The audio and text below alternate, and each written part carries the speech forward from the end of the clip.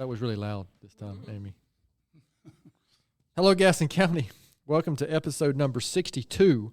I think that's correct, of Gaston's Great, a podcast highlighting some of the great things happening in and around Gaston County. I'm your host, Stephen Long, and we are coming to you once again from the international headquarters of GSM Services as we continue to look forward to having some great discussions in the coming weeks and months. We simply believe in discussing more of the reasons why Gaston's great. We are highlighting another great organization and have Doug Lance with us today.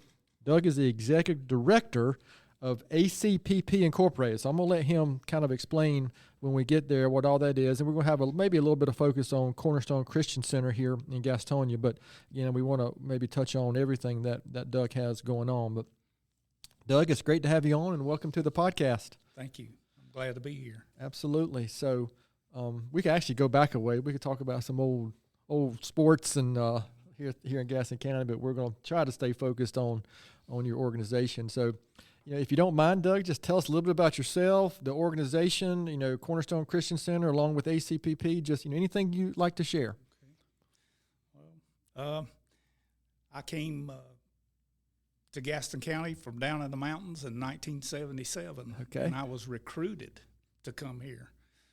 Actually, I was tricked into coming here by my mentor, James Barker, who ran the Boys and Girls Club on the Red Shield Club, Salvation Army Club on Marietta Street. Yep. And Jim was known as Mr. Boys Club, and I had met him at a conference, and I was the executive director of the Boys Club in Asheville. Okay. And we had met, and I really liked him, and apparently he liked me, because about a month and a half after we had met, he called me and he said, would you like to come to Gaston County? And I was thinking, haven't really ever thought about it. And he said, we talked, and he said, I kind of like the way that you view youth and the things that you do, and I'd like to offer you a position, but he said, I'm going to warn you, I'm not going to pay you anything. I'm going, well, that kind of throws a wrench in it. But I came here specifically, was brought here to start soccer in this county. Okay. And came in 77. We started in 78 at the Red Shield, and eventually, before Mr. Barker's death in 1982, we were fielding, 40-some-odd teams in youth soccer just at the boys' clubs. Yeah. And after Mr. Barker passed away, I stayed at the club for a few more years, and then God had other plans for me. And this position that I hold now with ACPP Incorporated, I'm the original executive director. I wrote the 501c3 for it in 1987. Oh, wow. And I've been with them ever since. We operate 7 different programs within our organization. We do all of the jail treatment services here in the county. We run Gaston County Court Services. We have the Restorative Justice Center, which is a free outpatient drug and alcohol treatment counseling center on Franklin Boulevard, and of course Cornerstone Christian Center on East 5th Street, which is a inpatient residential treatment center for men 18 and above. Okay, and that has kind of been the place where I believe God wants me to end my career. Not leaving it, but I believe, when I pass away, that's probably going to be where I'm at. But it's a residential program. We can handle up to 20 men at a time. It's 24/7. It's an awake facility. In other words, someone there on staff is always awake. And we're there to meet the needs of those men, to put structure back in their life, to hopefully help them recover and to recenter their lives.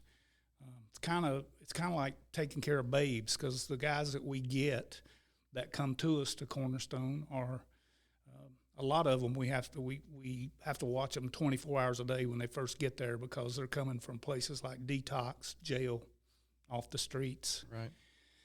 Not very healthy, but the average man stays with us about 6 months and they gain 35 pounds because we feed good. But it's been probably the most rewarding experience of my life, to be there and to see the changes that God makes in these men's life. You know, a lot of people say, you really do a great job. And the only thing that I can say is we just do a great job providing an opportunity. Right. And these guys do the work, and it's been very rewarding for us. But we'll average this year. We normally average around 5,000, working with 5,000 addicted people across the board with ACPP. This year it's going to be a lot higher. But 5,000 people in Gaston County represents a very small percentage of those that are addicted. But, what we're concentrating on is those people that are ready, willing, and able to change and become productive citizens. And that's what we're looking for. I'm looking for somebody that's going to say, I'm willing to do anything that it takes. Is that what you find it takes, though? Someone has to make that decision, or has to, have someone helping him to so when you find them, or they're sent your way, do they have to have that mindset, or are you able to take somebody who's kind of maybe on the fence and then help be the catalyst for that? It's a little of both. Okay. But, what I'm really looking for is that person that's ready to change. If all they've got to do is say help, and I'm there for them. Right. And as long as they're trying, I'm going to give them everything I've got, and my staff will too. That's the one thing I think that has set our nonprofit apart from other organizations. And I'm not saying other people don't have great employees, but we have some really top-notch people in all the programs, and they really work hard to try to help people succeed.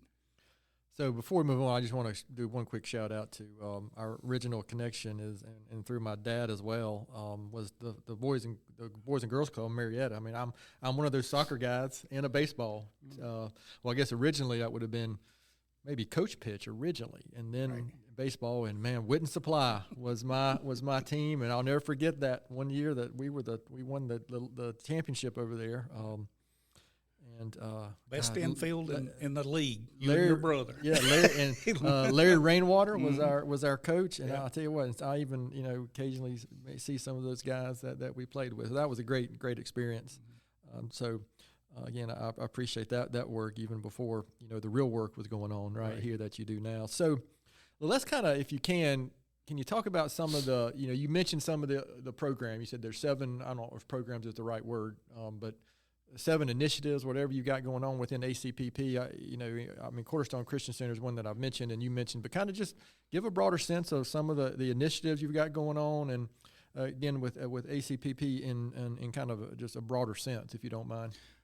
Our board of directors in 1987 had a vision that we would be able to work with people from the onset of their problems. Most of the people that we work with have a criminal involvement or a court involvement of some type, and they designed the program so that when you got arrested, we would be there in the jail. And if you wanted help, we would hear you when you were in the jail. And what we would do is help you to find the services that you need. What we found in 1987 was the services weren't there. Gotcha. And so what the board decided to do then was create the services. And that's how things like the Restorative Justice Center. Okay. There was everywhere that you went for treatment at that time, you had to pay for the services. And what the board, they had the vision that, if a person wanted help, and as long as they complied with the rules and were willing to progress in their recovery, they could come for free. And we still, operate on that same premises that, if you want help, we're there to help you. And, the best time to help somebody is when they're in crisis. That's when people wake up and say, they wake up in jail, or they wake up, give, right. And they say, man, something's just not right. And that's when we grab them. And so then at that time we also had a program called community penalties, which went with people through the court process and actually did background investigations for the judges. We worked directly for the Superior Court judges, and we completed reports on the people that were coming in front of them and told them, all their problems. We didn't shine the apple up at all. Right. I used to tell Judge Kirby when I first started, I'd say, I have some roses in the garden, but they all have thorns. Yeah. And if you're gonna be in the garden, you got to accept the thorns. And I've seen a lot of people get well over the years through the process, and I've seen a lot of people not get well, and I've seen a lot of people die. Mm-hmm. And addiction everywhere is a problem. Yeah. But we don't roll over and give up. We just got to keep fighting. In 2011, my board met in September, and said, we've just about got the thing completed. The only thing we lack is a residential program. And they instructed me at that time to find out if anybody wanted to partner with us. And of course, there was only one place, and that was Cornerstone in the county. And they said, if they don't want to partner, then we'll build a place, we'll build a program, because that's what we do. Yeah. And I went that next week. I called the executive director and the board chair, and they were shocked, that we would, because they were planning on closing. Oh wow, I didn't know that. And we worked out a deal, and in the spring of 2012, we went into Cornerstone and been there ever since. We were housing around 20 people before COVID hit. When COVID hit, it affected everybody. Sure. But what we did is we cut back to 10 instead of 20. Every man has his own room. They think there's a Taj Mahal, but they're not.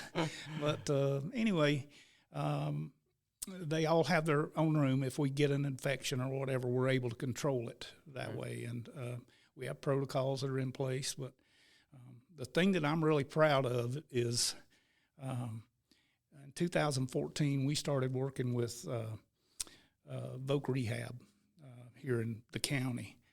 And we have had 100% employment for all of our guys since 2014, ever since we started that relationship. And GSM is part of that. Yeah. I probably got maybe 15 guys that have graduated Cornerstone that are working here at GSM. Yeah. And listen, most of our guys don't have skills, but even the ones that didn't have skills, you guys have trained them and worked with them. And by and large, it's worked out. We've had a few people that have not done well, sure. but we've also had some that's also with the general workforce. Right. But we've had a few that, I see them every now and then. They'll come by and they'll say, I'm still at GSM, man. I'm enjoying it. They're really learning a lot and teaching me. But the most important thing for us and for me is I believe that if a man gets his heart right, everything else follows. Right. And I believe that I'm not fool enough to think that everybody is going to turn to God and that's going to be their answer, because people recover in all different kinds of ways. But for me, a relationship with God straightens everything out. If you get your heart right, everything else will follow. It'll come right behind it. And that's been the edge, over the years. Right. And we've got a lot of churches involved. Churches feeding our guys, contributing to our guys, clothing our guys. I know that at one time First Methodist was involved. That's my church. Mm-hmm. Still are. Okay, that's what I thought.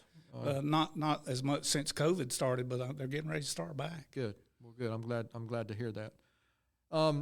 Something we've experienced or heard as we've done these podcasts the last, year and a half now almost, is how did COVID affect the need? Have you seen an increase in just the addictions in general and the need for your services, or is that something that's been kind of just steady, or when you also, before you answer that, maybe you said 5,000 earlier, and that was a small percentage of.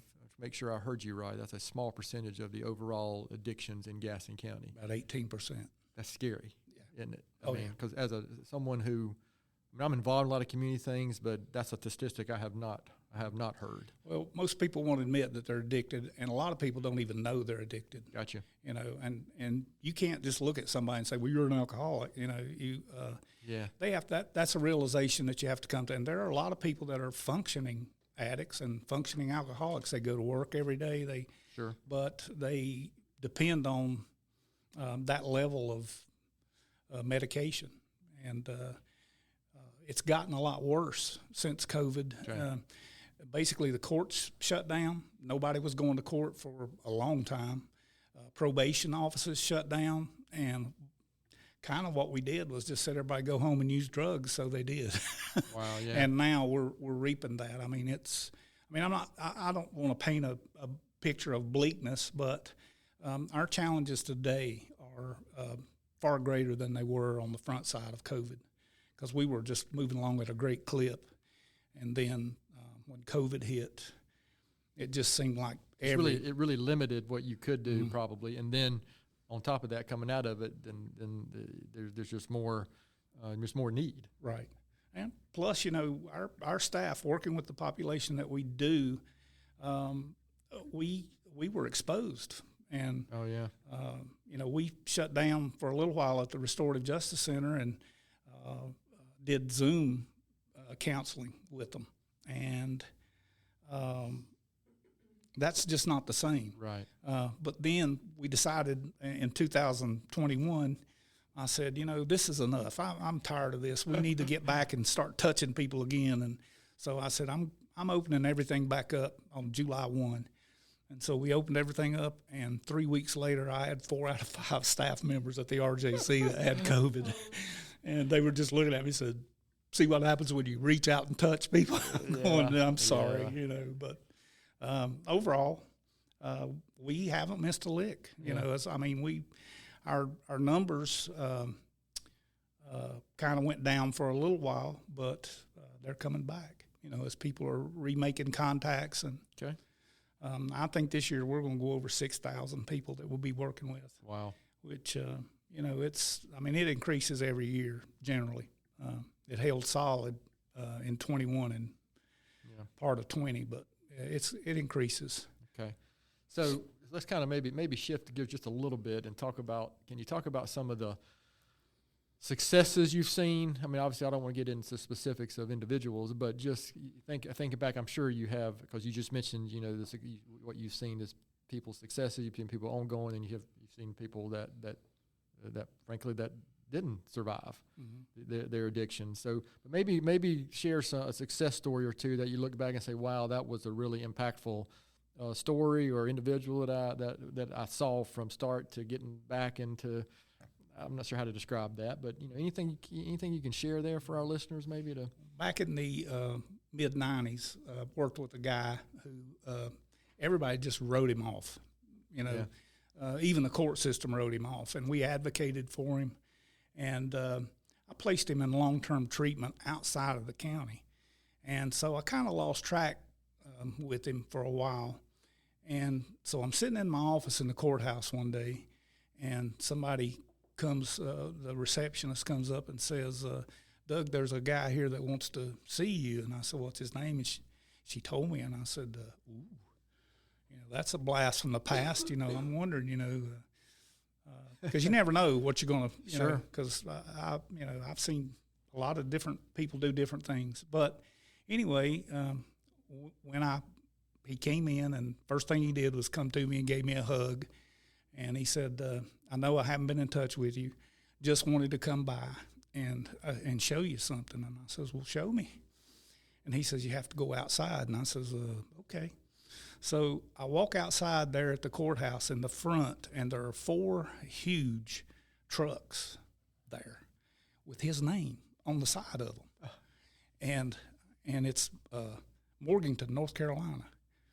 And I said, so this is what you've been doing? He said, listen, once I got past all my legal problems, once I got clean, once I got sober, I realized there was nothing that could stop me. Oh, wow. And he said, I started this company. I got my license in electrical and in plumbing.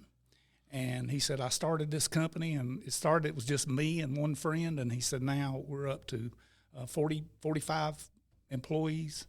And he said, Doug, I'm paying my taxes. Because I always told him, I said, if you're responsible, you do everything, but we don't let anybody work under the table with us or anything. They've got to report. But he said, I'm taking care of my kids.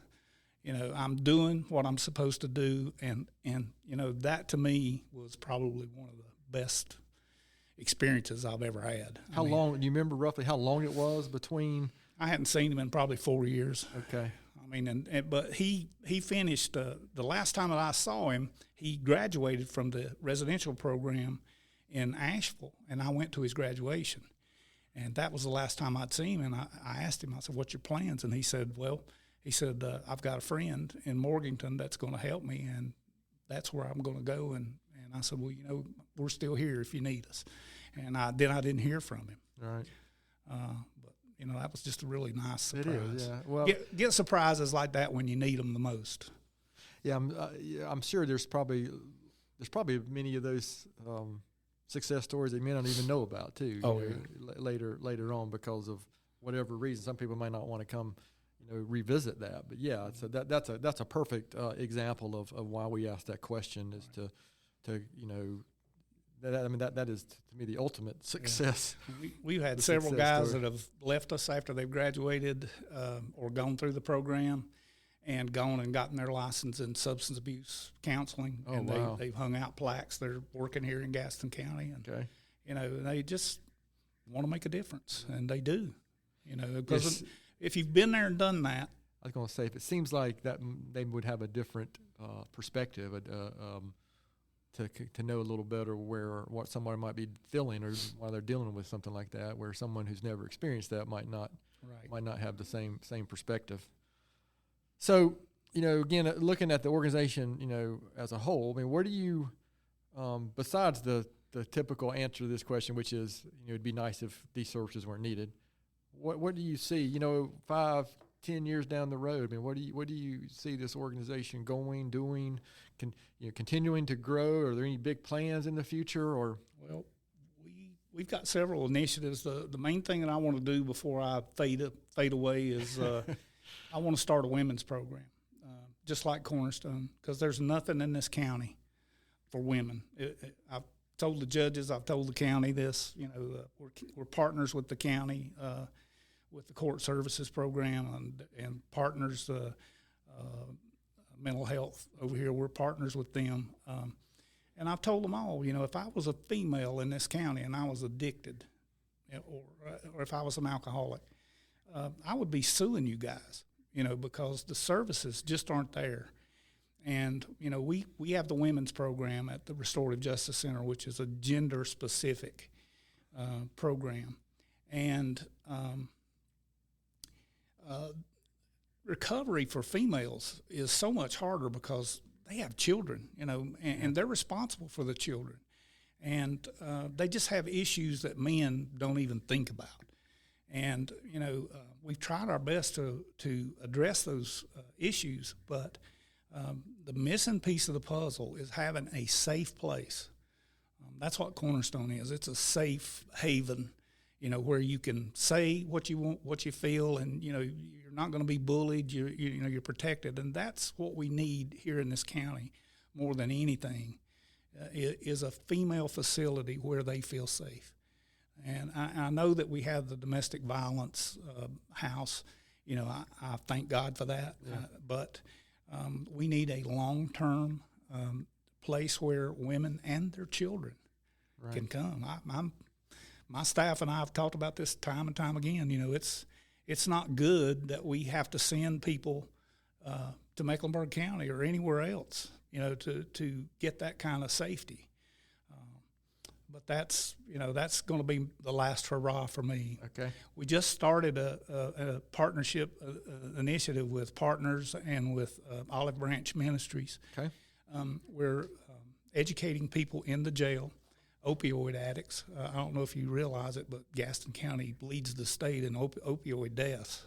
Man, this is sounding more negative all the time. Well, we had Remembering Austin on,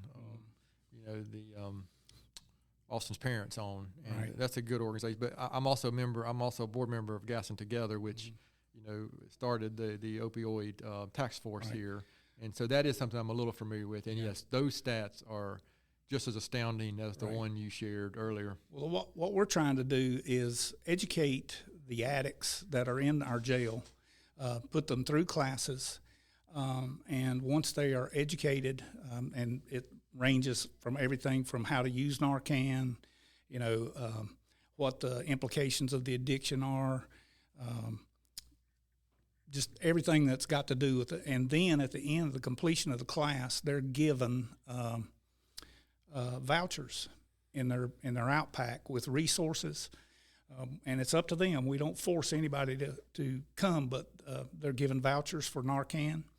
And what we're ultimately hoping is going to happen is that we not only educate them, but we also educate their families. Gotcha. And the ultimate hope is that we're going to reduce the number of deaths.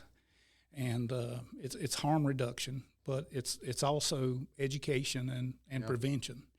And this is an 18-month program, and we just now got started on it. And I'm excited about it because I think that some lives are going to be saved there. Well, knowing what I know about the opioid issue, it is, this is the wrong phrase to use, but it's nice to see some national attention now to this fentanyl thing, because that is such a, it is such a big burden and big deal, and because that's typically what recently in the last few years is really causing a lot of the overdoses and deaths, frankly, from it. And so problem is they're cutting everything with it now. They're using, they're putting it in the marijuana and everything. I mean, you can know your dealer, and it's such a small amount, right? That takes nothing. It does. And there's more stuff coming down the pipe that's not here yet, but when it gets here, it's going to be worse than fentanyl. Right. So yeah, I appreciate that. So that's that's interesting to hear, and I think your comment about a women's program, as you were saying that, I'm thinking back to all my involvement in the community organizations, and you're right. I can't think of anything that is focused specifically on that. And it needs to be free. Yeah. Sorry. Yeah. Well, yeah, I get it. That's a resounding. I mean, you can teach people that can be a barrier to right, and you can teach people just like at Cornerstone. When they come there, they have nothing. They don't even have clothes. I mean, we give them clothes, we feed them, we transport them, we help them get jobs, and they become independent. You're not going to leave Cornerstone unless you have $1,500 in the bank. And the reason for that is because, let's just say you leave Cornerstone, you're renting a place and the economy tanks, or you lose your job. You have to have a cushion, and that's part of. But it can be free to teach, but as you're teaching, help them become independent and self-reliant. Because they've been independent and self-reliant, but in the wrong way. Right. And structure is it's one of the most important things that we teach, because the folks we work with, they lack structure in their lives. Not the kind of structure where your army, Yeah. But the kind Not of boot structure, camp, but yeah. the kind of structure that you and I face every morning. The alarm clock goes off, and we get up and we go to work because we have responsibilities. Yeah. And along with the structure, they learn responsibility. But women, need that same opportunity that men have.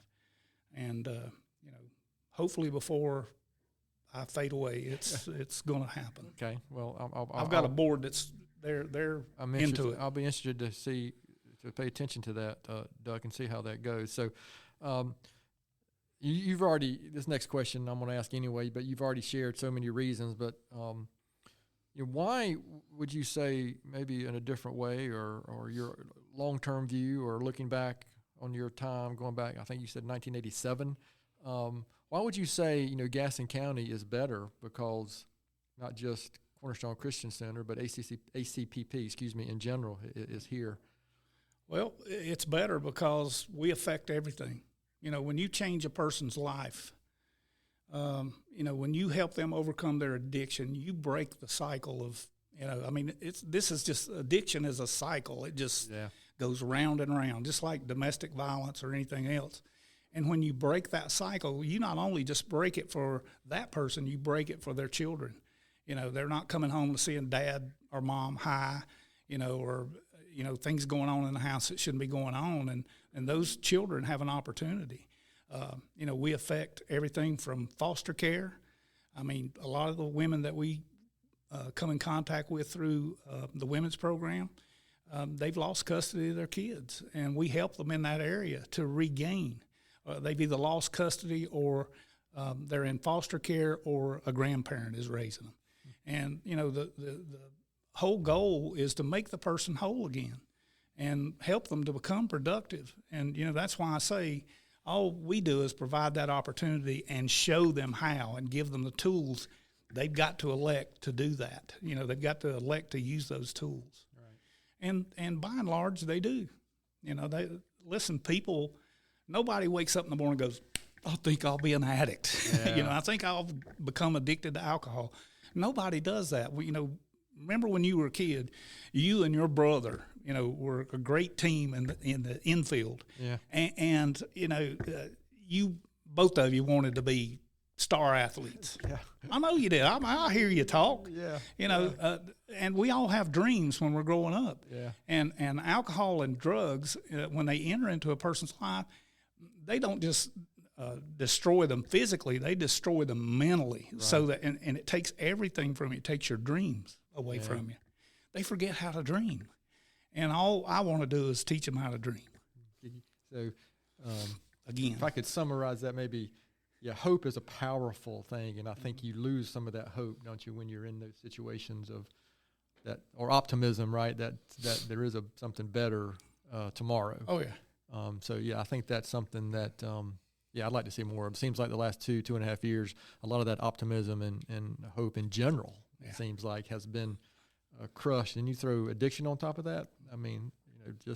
So again, I appreciate that very much. So, Doug, is there anything I haven't asked, any questions I haven't asked that I should have, or anything you'd like to share? Of course, before we finish, we'll swing back around and make sure people know how, if there's volunteer opportunities, donations, just anything that to make sure our listeners are aware, of how they might be able to help the organization. But anything I haven't asked, or anything you'd like to share before we move to these next? Well, one thing I would just like to say, not many people know this about me, but everybody that knows me well knows. I know you don't know this, but I'm in recovery too. Okay.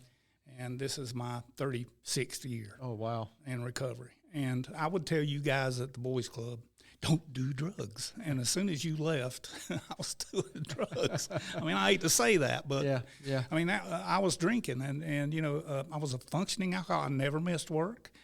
I never missed school. I graduated from the Abbey. I was carrying a full load at the Abbey and working full-time at the club.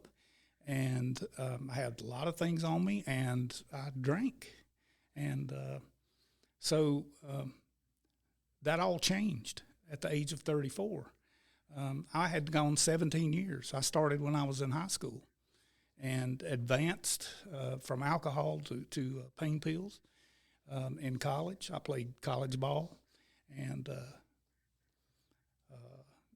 got an injury there, and drugs were so easy to get. Right. And I've been there, done that. And when this opportunity for me, it just came out of the blue. And this is not my job. This is my calling. Right. I was getting ready to say that exact thing. This is what it sounds like. Yeah. This is you look back at your life and you say, why did this happen? And I don't claim to be a great counselor or a good person or anything else, but because when I do, God always steps in and says, you think you're a good counselor? I had to put you in a position where you were with people that are like you to remind you where you've been, and every time that I work with somebody, every time that I see these guys come into Cornerstone, I see the people in the jail and in court services and at the RJC, it's just God reminding me, listen, I brought you through this. I can bring them if they'll just give me an opportunity. You think that experience has helped you? Oh, yeah, no doubt. with what you're doing. No telling what I would have been had I not turned into an alcoholic at 17. You know, I mean, yeah.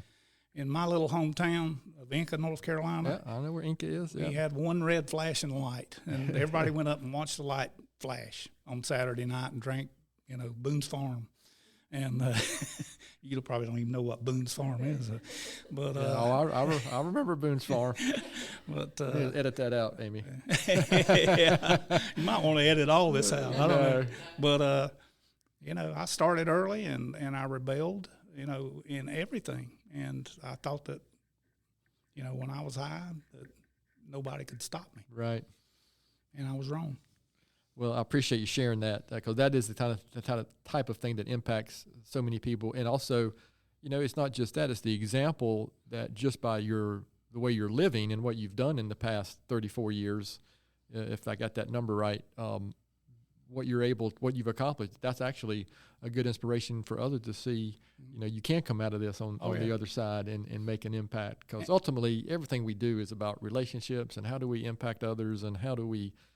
Because you're making an impact, whether you realize it or not, in all your interactions. Is it positive? Is it negative? Is it, apathetic? I mean, so there's something's going on, whether you're aware of it or not. I've lived 3 lives. The first 16 years were happy and productive, and then the next 17 were pure hell, and and everything since then has just been a blessing. Oh, wow. It's just been more than I ever expected. Well, that's a terrific testimony. Yeah. So, like I said, Doug, I appreciate that, and we're gonna run through these what we call these Gaston County questions real quick, and then we'll make sure we finish up with how we can get in touch with your organization and how our listeners might be able to help. So, this is really what your team, staff, your former athletes at the Boys and Girls Club. This is really what people want to know about you. These questions we're going to run through. Okay, this is super important. So we're going to call this the Boys and Girls Club Speed Round of Questions. Okay. Because I don't have a better name for it today. So, Doug, what's your favorite Tony's ice cream flavor? You're not going to believe this. I bet I will. Grape. Doug, that is surprisingly. If you had told me before we started this how many people would say grape, I would have said, you're crazy. It is actually, it's a relatively popular answer. Matter of fact, that's my mother's favorite. Yeah. That's probably the reason that it's not surprising me, is because I grew up with my mother getting grape ice cream. In fact, if I remember the story right, I hope my mother's not listening, because she might tell me I'm completely wrong, because you know how we remember things when we're kids, right? It seems like my dad telling me that when she was pregnant with Joel, that became her thing, was wanted grape ice cream from, so that would have been back in the, mid to late 60s, Amy. A long time ago, like 20 years before you were born. The thing about it is, I only discovered grape ice cream from Tony's this past spring. Really? Really. Oh, wow. And up to that point, it was the old traditional butter pecan. Well, that's interesting. So you've just named my mom's favorite and my dad's favorite. Yeah. The butter pecan was his traditional. Absolutely. So are you a sun drop or cheerwine person? I like both, but when push comes to shove, it's always sun drop. Okay. Favorite local restaurant? I'm an old school, and I ate there yesterday. RO's. Okay. Well, the problem I have with RO's is that it's in between our two buildings. Mm-hmm. So, it's so easy to stop by there, coming and going. But it's so good. Yeah. That was, what, the funny thing for me with RO's is the memories of just so many, going there with my dad so many times. I mean, that was, I think every time I go, that's what I think of. It's a reward. Absolutely. How about your favorite outdoor activity to do in Gaston County, favorite park, or just something you like to do here when you're not saving the world? Fishing.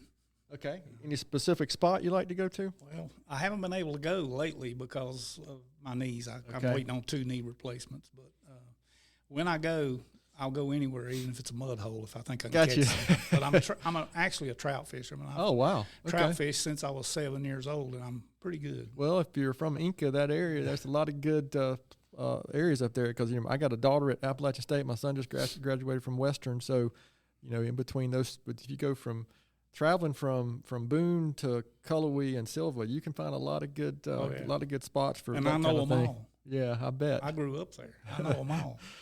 So this is the question, if anybody that's listening weekly knows this is just my question, and I reserve the right to ask it, and there's only one correct answer, but UNC Duke or NC State? I received my nonprofit certification from Duke University, but it will always be Tar Heel Blue. Oh. Come on, can you give me, Amy, can you give me a sound effect or something for that bad answer that Doug just? Thank you. Which one is it for you? Well, I mean, we're, the Long family in general is born and bred red. Dad was my uncle, my dad, Joel, myself, Joel's wife. Right. We're all NC State. Nothing wrong with my that. daughter went there for a couple of years before transferring. So, so we have the NC State disease. Yes. Right. You know what? You already shared something. But I'm going to ask this question anyway. Is there something else that very few people know about you this year? But that was a pretty big one. So I appreciate you doing that. I'm an open book. I Understood. mean, what you see is what you get. I mean, there's nothing fancy about me. You won't see me in a coat and tie. I'm a blue jean kind of guy, and I'm always ready to roll my sleeves up if I've got any and go to work. Absolutely. What about, is there any book or something you would recommend, article or blog that you follow, just anything that you might share that might be useful to our listeners they might like to check out? Well, I would recommend, if anybody, especially if they're from the Appalachian area, Hillbilly Eulogy. Okay. Yeah, yep. It was quite there was an experience. There was a movie, but it's made not as good as the book. I mean, never are. I'm a big reader, and I don't know that I've ever found a movie that was as good as what I read. Yeah. I mean, Forrest Gump was such a I mean, I loved the movie, but the book was so much better. I mean, there's a couple of things right now that I just recently read that were that have either TV shows or movies, and it's just not the same. Even things like, gosh, I don't know, Lord of the Rings and The Hobbit were just so different, So I appreciate I love to that. read C.S. Eliot. I like him. Yeah. But C.S. Lewis. C.S. Lewis. Yeah. But T.S.L. is actually, there's easy to get confused. TSL. I get those confused, but they're similar. But C.S. Lewis, I mean, in fact, I'm going to share a quote at the end of each episode here, and I've quoted C.S. Lewis 3 or 4 times through these podcasts. Smart man. I think, just this past year I read, Mere Christianity of his, which is a really good, it's a good book, and it's, he wrote that in the 30s or 40s, right. And it still applies today. So listen, I appreciate you indulging us on those Gaston County questions that we like to ask. So just a couple more questions, Doug, and we'll finish up here. So, and again, remember, this is a podcast about Gaston County and why we think it's such a great place. So how would you answer this question? Besides, your organization, ACPP, I mean, why would you say Gaston County is such a great place? Got to be the people. The people here, things might look rough sometimes, it might get bad sometimes, but the people always rise up and they always make a difference. I mean, I can't tell you the number of times that we've just been at a low point and somebody just out of nowhere just shows up, and I mean, they just somehow, I don't know, it just seems like people in this community sense where the needs are, and they meet those needs. And listen, it doesn't matter what it is. I mean, these people come to help people and assist, and they're not afraid to do it. That sets Gaston County apart, I think, from any other place I've lived. Yeah, I've been involved, intentionally in community organizations going back to probably 2000 or so, late 90s and early 2000s, and that's been my experience. And just this podcast as an example, I mean, this is episode number 62. We've got episodes scheduled to record all the way into December. So it's just, there's so many people and organizations that are here specifically doing work, to help the community. And then in a broader sense, and then that's just the organization, not to mention all the volunteers that are required, to keep some of these things going. So again, I appreciate that greatly. So last question. Knowing what you know now, Doug, what advice would you give your 20-year-old self? Oh, if I was 20 years old, I would advise myself to go to Stanford University and meet Bill Gates and bring him coffee or whatever else he needed. No, oh, wow, that's good. I would just, my 20-year-old self, I'd say relax, you know, and relax and enjoy the ride, you know, because it's been up and down, you know, and it's just recently, you know, that I've learned to enjoy the ride. I've got 8 grandkids. Do you really? Oh, wow. And 3 great-grandkids, and listen, I'm enjoying the ride. That's good. Well, I'm glad to hear that. Are they here close to you? Okay, so you get to see them good bit. All but one are living here in Gaston County. Well, that's great. I wasn't aware of that, so that's good. So, Doug, this has really been good. So where can so again, remember our point here is to bring awareness to your organization, and so where can people go to find more information out? Are there volunteer opportunities? Are there ways that individuals can donate, or just, you know, anything you want to share related to that? Our website is under construction now. We recently just revamped it, and so it's under construction. But the address is ACPP in NorthCarolina.org. Okay. It should be up within the next few weeks. They can visit our Facebook page, the Cornerstone Facebook page. They can get some help there. Call me directly. Okay. We do not just accept volunteers off of the street. Oh, absolutely. Most of our volunteers are people that have been through our program. Okay. That have come back to mentor. And I've got one right now that came in yesterday and says, "Hey, I'm going to cut your grass." I said, "Great." Well, that's good.